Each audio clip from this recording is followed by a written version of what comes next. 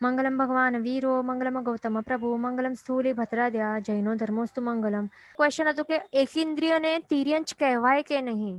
તો એકેન્દ્રિય જે જીવો હોય ને તે બધાને તિર્યંચ કહેવાય છે. જે આ પાણી છે એટલે કે અપકાયના જીવો, કે આગ છે, પૃથ્વી છે, તો આ બધા જ જે પણ જીવો છે તો એ બધા જીવો તિર્યંચ ગતિને પામેલા એવા તિર્યંચ જીવો છે. એ ધ્યાન રાખવાનું. એટલે પાણી પણ તિર્યંચ છે, અગ્નિ પણ તિર્યંચ છે, તે ધ્યાન રાખવાનું. પછી હવે આપણે આગળ ચાલશું. હવે આપણું એક ક્વેશ્ચન આપણે વિચારવા કહેલું હતું કે ઇલેક્ટ્રિસિટી તે સચિત હોય કે અચિત હોય છે. હવે સમજો કે આવી રીતે જે બલ્બ્સ હોય ને તો એમાં શું કરતા હોય છે, કેટલાક બલ્બ્સમાં વેક્યુમ ક્રિએટ કરે છે. બધું જ એર હોય ને એને સકઆઉટ કરે, કાઢી નાખે અને એક વેક્યુમ જેવું એક ક્રિએટ કરે છે એની અંદર બલ્બમાં. અને અંદર વેક્યુમ હોવા છતાં પણ અગ્નિકાય એ પ્રજ્વલિત થાય છે, એટલે કે ઉજાસ આવે છે ને, બલ્બ તો ચાલે છે ને. તો આવી રીતે જે ઉત્પન્ન થયેલું અગ્નિ હોય, એટલે જે બલ્બ ચાલે છે તો તે જે એ સચિત અગ્નિ છે કે અચિત અગ્નિકાય છે, એટલે શું છે ઇલેક્ટ્રિસિટી તે એમાં જે પ્રોડ્યુસ થાય છે આવી રીતે, તો તે શું છે. તો એવું આપણે વિચારવા કહ્યું હતું. તો હવે એમાં આપણે જોઈએ, આપણે જ્યારે સામાયિકમાં કે પૌષદમાં હોઈએ તો ત્યારે આવા પ્રકારનું બલ્બ જો હોય ત્યાં અને એમાંથી લાઈટ જે નીકળે છે તો ત્યારે એ લાઈટ આપણા ઉપર પડે તો તે ચાલે કે નહીં. તો આવું જો ક્વેશ્ચન હોય તો શું આન્સર હોવું જોઈએ, તો તે નહીં ચાલે. એટલે આવા પણ બલ્બ હોય જેમાં વેક્યુમ બલ્બ એટલે વેક્યુમ ક્રિએટેડ હોય અને એમાંથી જે લાઈટ નીકળે છે તે આપણે સામાયિક કે પૌષદમાં હોઈએ અને ત્યારે આપણા ઉપર પડે તો તે નહીં ચાલે. કેમ? કારણ કે એમાં ઉજ્જય સંઘટતાનો દોષ લાગે છે આપણને. એમાં અગ્નિકાય જીવોની વિરાધના થાય છે. કારણ કે જે દીવો હોય કે અથવા તો આવા બલ્બ હોય કે લાઈટો હોય, ભલે વેક્યુમ વાળી હોય, તો તેમાંથી જે પણ પ્રકાશ નીકળે છે તો તેને સચિત કહેવાય છે. માટે હિંસાનો દોષ લાગે છે આપણને, તે ધ્યાન રાખવાનું. અને વેક્યુમ બલ્બ હોય ને તો એ બલ્બમાં જે ઘાટો વાયુ હોય ને તો ઘાટા વાયુને એ લોકો કાઢી નાખે. શું કરે? જે ઘાટો વાયુ હોય ને તો એને કાઢી નાખે. પણ અને પછી એમને લાગે કે એમણે વેક્યુમ ક્રિએટ કર્યું છે. તેઓ કંઈ પાતળો વાયુ હોય ને તો એને કાઢી નહીં શકે, તે ધ્યાન રાખવાનું. એટલે કેટલું પણ ટ્રાય કરે તો ટોટલી કંઈ વેક્યુમ ક્રિએટ થઈ નથી જતું. તેમાં પાતળા પ્રકારનું જે વાયુ હોય તે રહી જ જાય છે. એટલે વાયુકાયના જીવોની ત્યાં હાજરી રહેલી જ હોય છે. એટલા માટે તે સમજવાનું કે શું છે કે તે જે પ્રકાશ નીકળે છે આવા વેક્યુમ ક્રિએટેડ બલ્બમાંથી પણ જે પ્રકાશ નીકળે છે તો તે પણ કેવું હોય છે, સચિત હોય છે, તે ધ્યાન રાખવાનું. પછી એ લોકો હવે શું કરે છે કે બલ્બમાં જે ઇનર્ટ ગેસીસ છે ને, એટલે હલકા પ્રકારના જે કહેવાય ને પાતળા વાયુ, લાઈક આર્ગોન હોય, નાઇટ્રોજન હોય, ક્રિપ્ટોન હોય, એવા પ્રકારના ગેસીસ એ લોકો ફિલ કરે છે. હિલિયમ પણ ફિલ કરે. એટલે આવા જે પાતળા વાયુ હોય તો તે ફિલ કરવામાં આવે છે અને એનાથી અગ્નિકાય જીવોની ઉત્પત્તિ થાય છે. કેમ? કારણ કે હવે એમને કાઢવું જ પડે. ઘાટો વાયુ ત્યાં અહીંયા હોય ને બલ્બમાં, તો જે આ અગ્નિકાયના જીવોની એવો પ્રકાર છે, આવું પ્રકાર છે જે બલ્બમાં આ છે ને. આપણે શું જોયું કે દરેક અગ્નિકાય જીવોની જે અલગ અલગ ઉત્પત્તિ સ્થાન હોય અને બધા અલગ હોય ને, બધાના અલગ અલગ પ્રકાર હોય. એટલે જે મશાલમાં આ દીવામાં જળતું જે અહીંયા પ્રગટ જે ઉત્પન્ન થયેલું અગ્નિકાયના જીવો તે પણ અલગ છે. બલ્બમાં વાળા અલગ છે. આપણે ભેદો જોયા ને કેટલા બધા અલગ અલગ છે. કહેવાય અગ્નિકાય જ કહેવાય, પણ અલગ ઉત્પત્તિ સ્થાન વાળા જીવો છે અને બધા જ અલગ અલગ છે. એટલે કોઈકને આ જે રાઈટ વાળા આ દીવો છે એને ઘાટો વાયુ ફાવે, એટલે પવન પણ આવતું હોય ને તો પણ ત્યાં જીવી શકે છે આ અગ્નિકાયના જીવો. પણ આ બલ્બ વાળા એની અંદર જે અગ્નિકાયના જીવો છે ને તો તેઓ ઘાટા વાયુમાં જીવી નહીં શકે. એટલા માટે ત્યાં જે પાતળા વાયુ છે ને તો તે જ અહીંયા ફિલ કરે છે અને પછી આવી રીતે તે અગ્નિકાય જીવોની ત્યાં ઉત્પત્તિ થઈ શકે છે. પણ હવે બીજું જે લાઇટનિંગ થાય છે ને, વીજળી, જે આકાશમાં લાઇટનિંગ થાય છે તો તેઓ પણ અલગ ઉત્પત્તિ સ્થાન વાળા અલગ પ્રકારના અગ્નિકાયના જીવો છે. તો ત્યાં તો કેવું જોરદાર પવન ફૂંકાતો હોય છે ને, કેટલું જોરદાર હોય. તો તેમાં પણ વિચારો કે વીજળી રૂપી જે અગ્નિકાયના જીવો ત્યાં પણ ઉત્પન્ન થાય છે. કારણ કે આ અગ્નિકાયનો જે આ પ્રકાર છે ને, જેવા ટાઈપના ત્યાં ઉત્પન્ન થાય છે ને, તો તેઓ કેવા હોય છે, ઘણા જ તીવ્ર હોય છે, ઘણા તીવ્ર હોય છે. અને તે લાઇટનિંગને કેચ કરીને તેઓ શું કરી શકે છે, આખી દુનિયાને વર્ષો સુધી power supply, electricity power supply થઈ શકે, આટલી બધી એનર્જી એની અંદર હોય છે આ લાઇટનિંગ રૂપી અગ્નિકાય જીવોમાં. વિચારો, એટલે આટલા પાવરફુલ હોય છે, તીવ્ર હોય છે અને આટલા પ્રકાશવાળા હોય છે. અને એમના શરીર જ એવા પૂતગલોથી બનેલા હોય કે એ ઘણું જ પ્રકાશ આપતા હોય છે. ભલે તે જીવોની સંખ્યા અહીંયા ઓછી રહેલી હોય છે ને, આ જે લાઇટનિંગ રૂપી જે અગ્નિકાય જીવો છે ને, એમની સંખ્યા ઓછી ભલે હોય છે, છતાં પણ તેઓ ઘણું જ પ્રકાશ આપતા હોય છે. જો આપણે એમને કમ્પેર કરીએ ને, અહીંયા જે લેફ્ટ સાઈડમાં આપણને દેખાય છે ને કે મશાલ છે, જે તેલમાંથી ઉત્પન્ન થયેલા જે અગ્નિકાયના જીવો છે ને, તો એ એક રૂમમાં રાખીએ તો પણ આટલો પ્રકાશ એ આપી નથી શકતા આ અગ્નિકાયના જીવો. અને એમની માત્રા કેટલી વધારે છે, એટલે સંખ્યામાં ખૂબ જ વધારે અહીંયા છે અગ્નિકાયના જીવો આ મશાલની ત્યાં જે ઉત્પન્ન થયેલા છે, તે તેલથી ઉત્પન્ન થયેલા. પણ લાઇટનિંગ છે ને, લાઇટનિંગના જે અગ્નિકાયના જીવો, તો એ તો ખૂબ જ વધારે તીવ્ર હોય છે. ઓછી સંખ્યાવાળા હોય છતાં પણ ઘણું જ વધારે, ઘણું જ પ્રકાશ આપી શકે છે. અને વર્ષો સુધી એ આખા દુનિયાને, એટલે જે દેખાતી દુનિયા છે એને ઇલેક્ટ્રિસિટી માટે આવી રીતે આટલી સપ્લાય, કન્ટિન્યુઅસ પાવર સપ્લાય કરી શકે જો એમને કેચ કરવામાં આવે તો. આટલું એનર્જી ધરાવતા હોય છે. પણ અહીંયા શું છે, હવે જે બલ્બ વાળા છે અહીંયા અગ્નિકાયના જીવો, તો તેઓ આવી રીતે લાઇટનિંગ વાળા જે જીવો છે, તો એમની જેમ વધારે તેઓ ઘાટા પવન હોય ને, અને વધારે પ્રમાણમાં જે પવન હોય તે એમને એ લોકો સહન કરી નથી શકતા. એટલા માટે એ ઘાટા પવનને કાઢી નાખવામાં આવે છે અને પાતળો વાયુ ભરવામાં આવે છે. જેમ કે આપણે કહ્યું કે આર્ગોન ને નાઇટ્રોજન, ક્રિપ્ટોન, હિલિયમ વગેરે એવા ગેસીસ, તો એવું હોય છે. એટલે બધાની સહન શક્તિ અલગ હોય છે, બધાનું પ્રકાશ આપવાનું પ્રમાણ અલગ હોય છે, તેમની ઉષ્ણતા અલગ હોય છે, વર્ણ અલગ હોય છે, બધું અલગ હોય છે. હવે આગળ આપણે જોઈએ કે અગ્નિકાય જીવોની જૈણા કેવી રીતે કરી શકાય. તો લાઇટ્સના બદલે આપણે દીવાથી કામ ચલાવી શકીએ છીએ. પહેલાના થોડાક વર્ષો પહેલા, લગભગ 50, 60, 70 યર્સ પહેલા તો આ પ્રકારના લેન્ટર્ન્સનું જ વપરાશ થતું હતું ને. ટ્યુબલાઇટ્સ પછીથી આવી છે, એટલે લાઈક 50, 60 યર્સથી જ આવી છે બધું. બલ્બો ને બધું આવ્યા છે, પહેલા આવું જ હતું. અથવા દીવાઓ વાપરતા હતા. પછી જે ફ્રીજ હોય તો ફ્રીજના બદલે આપણે માટલા વાપરી શકીએ છીએ. માટલાનો ઉપયોગ કરી શકાય છે ઠંડા પાણી કરવા માટે. ફ્રીજનો ઉપયોગ નહીં કરવાનો, એમ પણ ફ્રીજમાં જે પણ જાય તે અભક્ષ્ય બની જાય છે વસ્તુ. અને પછી ટીવી હોય તો ટીવીના બદલે બુક્સ વાંચવાની. પછી વેક્યુમ ક્લીનર હોય તો એના બદલે ઝાડુ વાપરવાનું. અને ઘણી બધી લાઈટો ચાલુ નહીં કરવાની એક જ રૂમમાં. શું કરવાનું, એક જ વાપરવાની. જેટલું ઓછું થાય એટલું આપણને અગ્નિકાય જીવોની વિરાધના કરવાનું, એ ખાસ ધ્યાન રાખવાનું. અને બીજું, વિરાધનાથી બચવાનું છે આપણને મેન તો.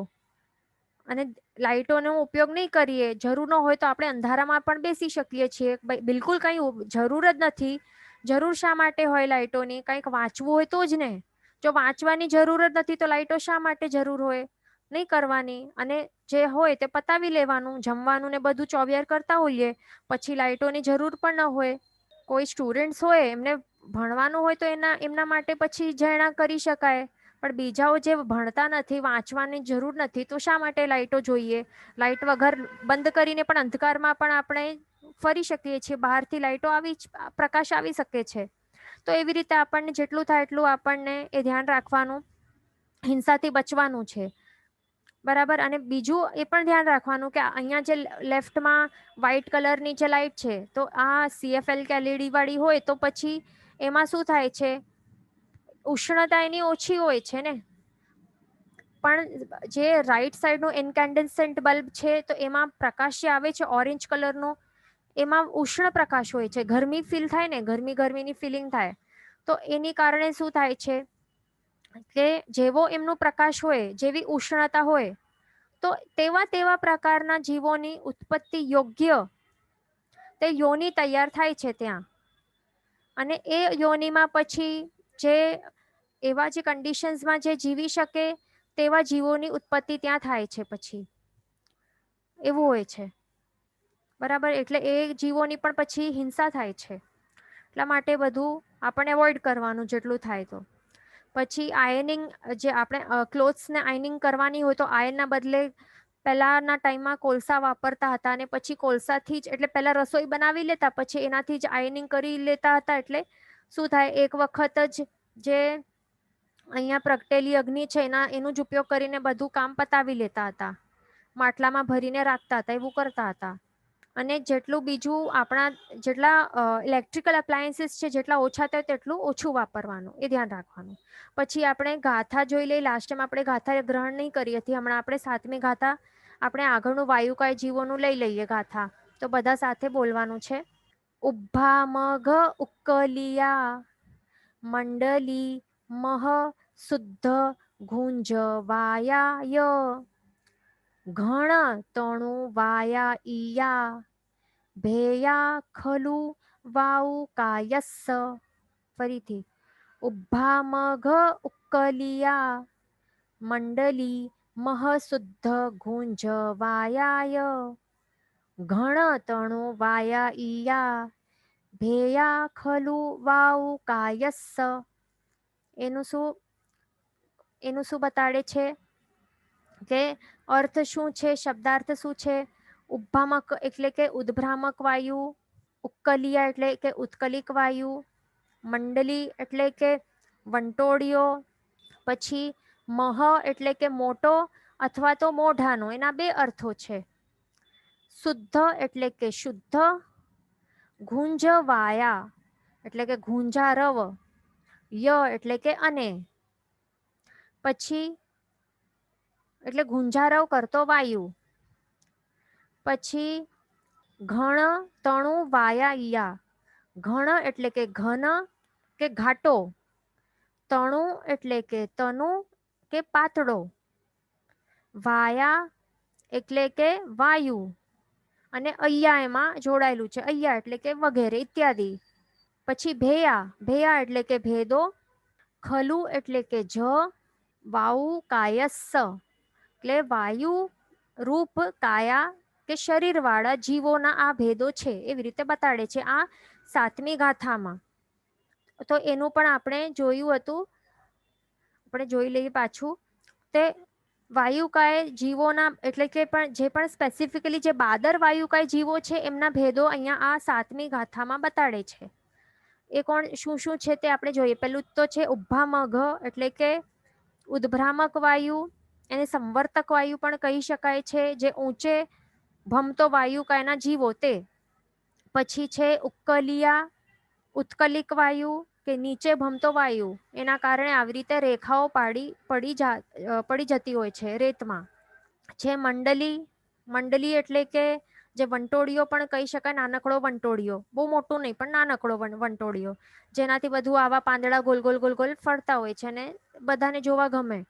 તો એ ગમવું પણ ન જોઈએ, નહીં તો પાપ લાગે, એટલે રતિમોન્ય કર્મનું બંધ થાય છે. પછી આગળ છે મહ. મહના આપણે બે ભેદો જોયા.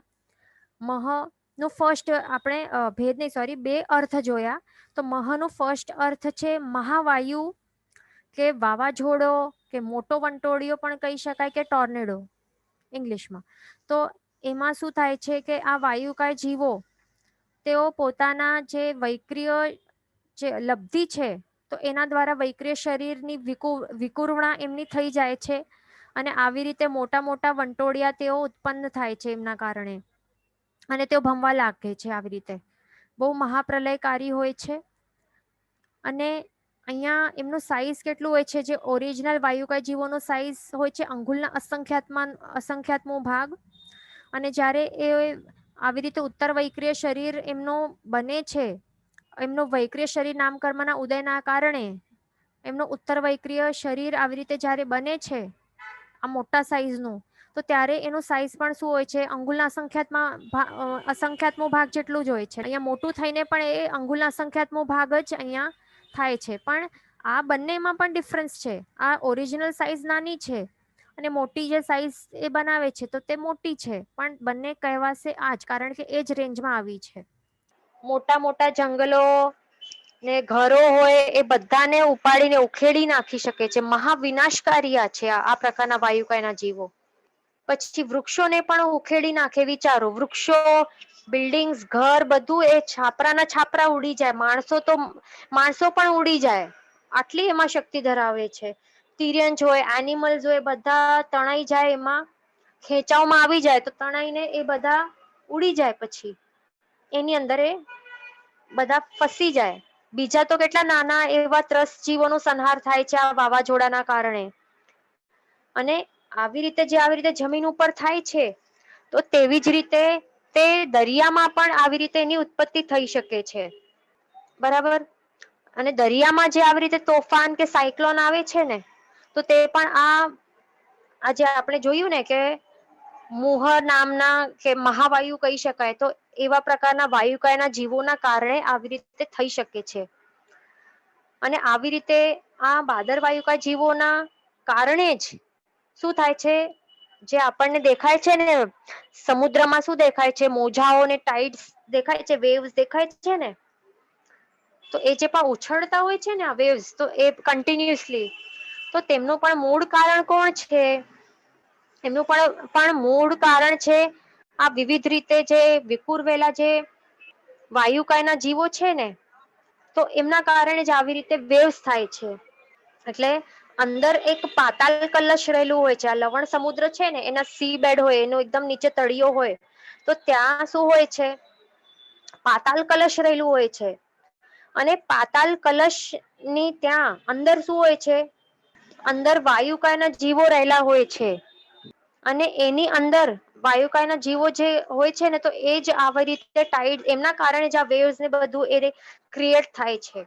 એટલે આ બધું વાયુકા જીવો ના દ્વારા જે વિકુર્વે છે ને ઉત્તર વૈક્રિય શરીર, તો એમના કારણે જ આ બધું થાય છે. હવે આ આપણે એનો એક અર્થ તો જોયું. આ જે શબ્દ છે એનો એક અર્થ તો જોયું આપણે, મહાવાયુ કે મોટો વંટોળિયો, વાવાઝોડો, ટોર્નેડો, એ તો જોયું ને એક અર્થ. હવે બીજું અર્થ પણ એમનું થઈ શકે છે. બીજું અર્થ શું છે કે મુખમાંથી જે નીકળતો વાયુ, મુખમાંથી નીકળતો જે વાયુ છે, મોઢામાંથી નીકળતો વાયુ, તો તે પણ અહીંયા એનો અર્થ એ પણ બીજું અર્થ થઈ શકે છે. તો તેઓ પણ વાયુકાયના, સચિત વાયુકાયના જીવો હોય છે. પછી આગળ બીજું હવે જોઈએ, બીજું ભેદ બાદર વાયુકાયનું, તે છે શુદ્ધ. તો એ શું છે? શુદ્ધ વાયુ એટલે કે કેવા વાયુકાયના જીવો છે આ?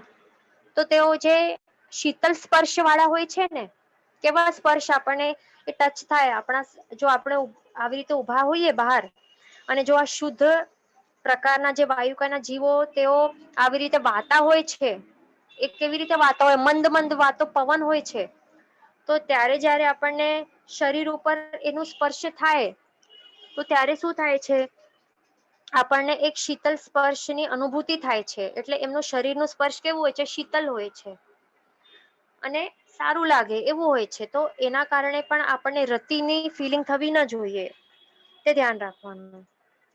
પછી નેક્સ્ટ છે ગુંજ વાયુ.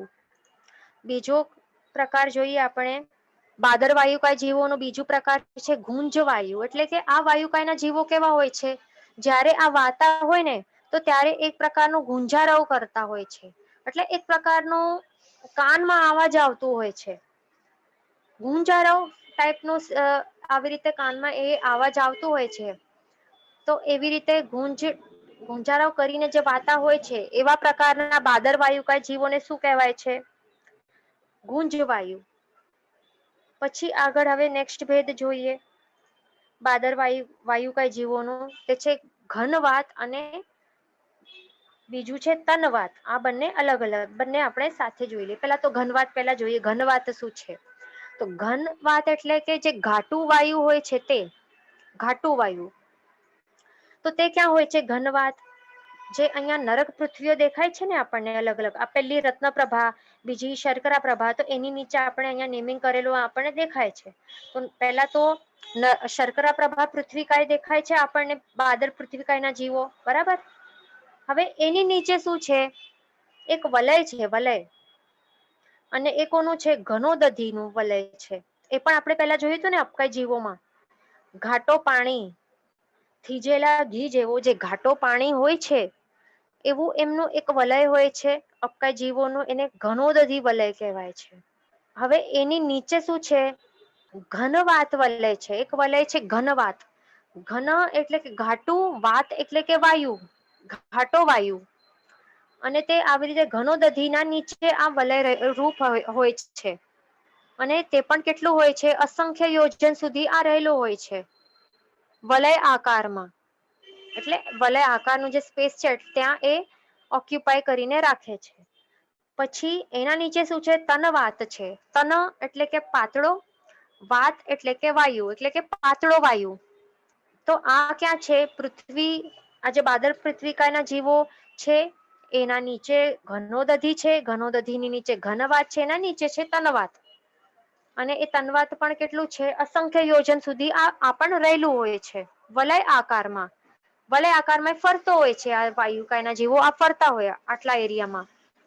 અને આજે આપણે જોયા ને ઘનવાત અને તનવાત, તો તે માત્ર અહીંયા શર્કરા પ્રભાની નીચે નહીં, બીજી નરકની નીચે નહીં, પણ સાતે સાત નારકીઓ છે ને, નરક પૃથ્વી બાદર, જે સાત નરક ની જે બાદર પૃથ્વીકાય જીવો છે ને, એટલે સાત નરક પૃથ્વીઓ, એ બધાની નીચે રહેલા ઘનોદધીના નીચે આ રહેલા છે. આ ઘનવાત અને પછી તનવાત આવી રીતે હોય છે, બરાબર. તો અહીંયા આપણે આ વાયુકાય જીવોના આપણે ભેદ જોયા.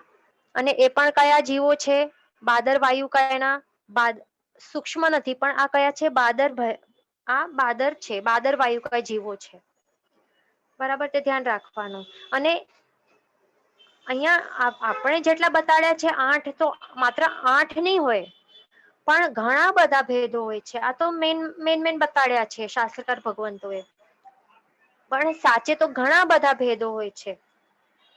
અલગ અલગ સ્પર્શ વાળા હોય છે, તો એ બધા અલગ અલગ ભેદ જાણવા. બધા એટલે કોઈકનું સ્પર્શ ઉષ્ણ હોય, કોઈકનું શીતલ સ્પર્શ હોય, કોઈકના ગંધ પણ હોય છે ને, સ્મેલ્સ પણ આવતી હોય ને, કોઈ ગેસની સ્મેલ આવતી હોય ને, અલગ અલગ ગેસ, વાયુકાય જીવોની અલગ અલગ ગંધો પણ હોય છે. એટલે એ બધા અલગ અલગ હોય છે, અલગ અલગ ભેદો જાણવા બધાને. અહીંયા એક ક્વેશ્ચન આવેલું છે કે ફર્સ્ટ ભેદ સમજાવો. તો ફર્સ્ટ ભેદ હતું ઉદ્ભ્રામક, એટલે કે સંવર્તક વાયુ.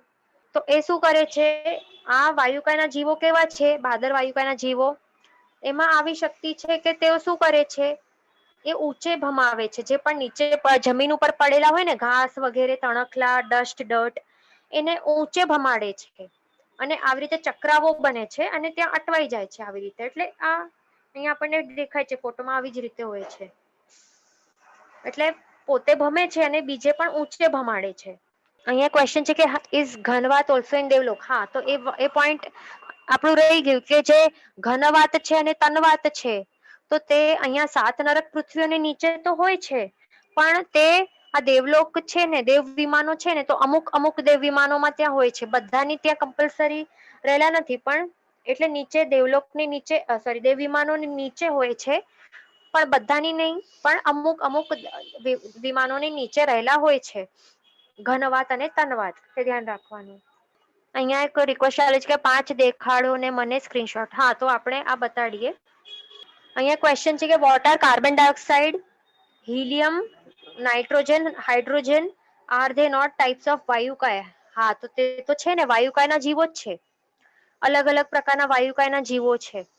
ઓક્સિજન પણ છે, બધા અલગ અલગ છે, તે ધ્યાન રાખવાનું. એટલે બધાના અલગ અલગ પ્રોપર્ટીઝ હોય. એટલે આપણે જે અહીંયા 8 ભેદો અહીંયા ગાથામાં બતાડ્યા છે, તો તે માત્ર 8 નથી. આપણે 7 લાખ આપણે સૂત્ર આપણે બોલીએ ને, તો એમાં જ આપણને આન્સર મળી જાય કે ઉત્પત્તિ સ્થાનો કેટલા છે, યોનિઓ કેટલી છે વાયુકાય જીવોની. બોલી તો જો, 7 લાખ. 7 લાખ પૃથ્વી, તો 7 લાખ છે ને, વાયુકાય જીવોની કેટલી યોની બતાડી છે સૂત્રમાં? 7 લાખ યોનિઓ છે વાયુકાય જીવોની. તો આટલા અલગ અલગ ઉત્પત્તિ સ્થાનો છે, 7 લાખ. વિચારો તો બધાને આપણે ભેદો પણ કેટલા બધા થઈ જાય. બધા અલગ અલગ ઉત્પત્તિ સ્થાન વાળા બધાના કેવા હોય શરીરો, પૂતગલો અલગ અલગ હોય, એમના વર્ણ ગંધ રસ સ્પર્શ બધા અલગ અલગ હોય ને. અને બીજું આ તો હજી વધારે ઇમ્પોર્ટન્ટ વાત કે 7 લાખ જે આપણું સૂત્ર છે જીવરાશિ નું સૂત્ર, તો એમાં તો માત્ર 7 લાખ બતાડે, 84 લાખ જીવાયુની બતાડે છે, પણ એટલી નથી કઈ, અસંખ્ય છે. સાચી કેટલી છે? અસંખ્ય જ યોનિઓ છે. એટલે વાયુકાયની પણ આપણે કહીએ તો અસંખ્ય કહી શકાય. પણ પછી થોડાક સિમિલારિટીઝ હોય ને, વર્ણગંધ રસ સ્પર્શમાં અમુક સિમિલારિટીઝ થી આવી રીતે ક્લાસિફાય કરીને માત્ર 7 લાખ બતાડ્યા છે. પણ જો જોવા જોઈએ ને તો ઘણા અલગ અલગ પ્રકારના વાયુકાયના જીવો પણ અલગ અલગ ભેદો હોય છે, આટલા બધા હોય છે, તે ધ્યાન રાખવાનું. અહીંયા એક ક્વેશ્ચન છે કે એકવાર રિપીટ કરો વલય વિષય. હા, તો વલય નું શું છે કે જે આપણે અહીંયા નરક પૃથ્વીઓ દેખાય છે ને, આ નરક પૃથ્વી એટલે શું? બાદર પૃથ્વી કાયના જીવોથી બનેલી આ 7 નરક પૃથ્વીઓ છે. તો દરેક ની નીચે કોણ છે? ઘણો દધી વલય છે, એટલે વલય આકાર છે. કેવું છે? વલય આકારમાં ઘાટો પાણી અબકાયના જીવો છે, એટલે કેવું થીજેલા ઘી, કેવું હોય થીજેલો ઘી, એના જેવા આવી રીતે ઘનો દધી એટલે કે ઘાટા પાણી ત્યાં વલય આકારમાં હોય છે, 20,000 યોજન સુધી. પછી એના નીચે કોણ હોય છે? ઘનવાત એટલે કે ઘાટો વાયુ, એનું વલય હોય છે, એ અસંખ્ય યોજન સુધી હોય છે. એનાથી પણ નીચે તનવાત એટલે પાતળો વાયુ, એ પણ અસંખ્ય યોજન સુધી હોય છે. અને એના નીચે કોણ હોય છે? આકાશ. આકાશ એટલે શું? જે ષડદ્રવ્ય છે ને, ધર્માસ્તિકાય, અધર્માસ્તિકાય, પૂતગલાસ્તિકાય, જીવાસ્તિકાય, આકાશાસ્તિકાય અને કાળ, તેમાં એક આકાશાસ્તિકા દ્રવ્ય છે ને, આકાશ આસ્તિકા, તેને આકાશ અહીંયા કહેવાય છે. એટલે ઓનલી આકાશ એટલે કે માત્ર જે જગ્યા આપે એવું એક દ્રવ્ય છે. That's it. જીન વચન વિરુદ્ધ બોલાયું હોય તો મિચ્છામિ દુક્કડમ. સર્વ મંગલ માંગલ્યમ, સર્વ કલ્યાણ કારણમ, પ્રધાનમ સર્વ ધર્માણમ, જૈનમ જયતિ શાસનમ. પ્રણામ.